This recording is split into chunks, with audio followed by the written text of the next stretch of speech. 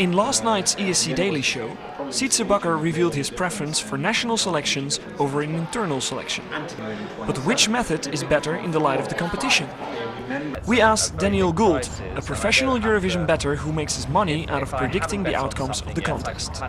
I think there are pros and cons to both, and the most important thing is how seriously you take both methods. There's nothing inherently wrong with either method, but if you're going to have a contest, then take it seriously, as Sweden do with Melodifestivalen.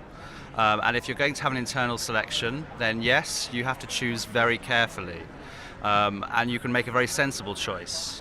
But how do the artists feel about this, coming from a large pre-selection like Adal or Melodifestivalen?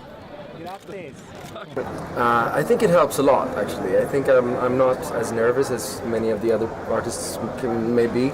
And I think that I've already been, like, the finals was in this big arena with 40,000 people in Sweden. So that doesn't feel new either. And but of course it's something different. I love Eurovision. Actually, the experience was really important for me because I never been a live TV show before. So the hearing monitors, for example, that also the situation that I have just 3 minutes to do my best. So it was a really important experience for me.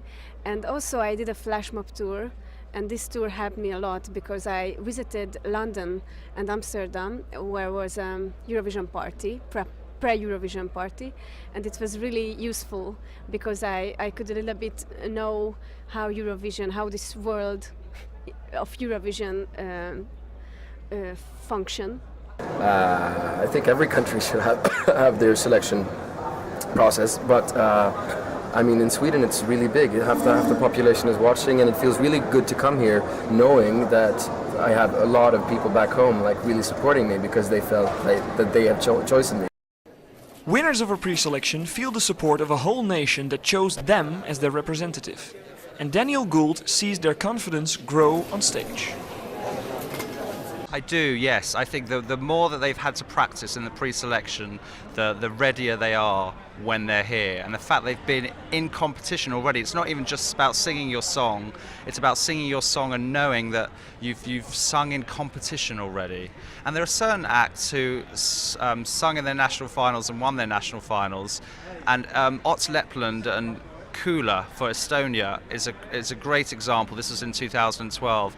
I mean, he was already an established star in Estonia. He was a little bit nervous in his national final, and he admitted it afterwards. He said he was especially keen to win the national final, and after he'd won it, he felt relaxed. He felt like he'd achieved his mission, and that coming to Eurovision was just a kind of a bonus for him. And in fact, his performance at Eurovision was incredibly good and relaxed and far less nervous than that he gave in the national final.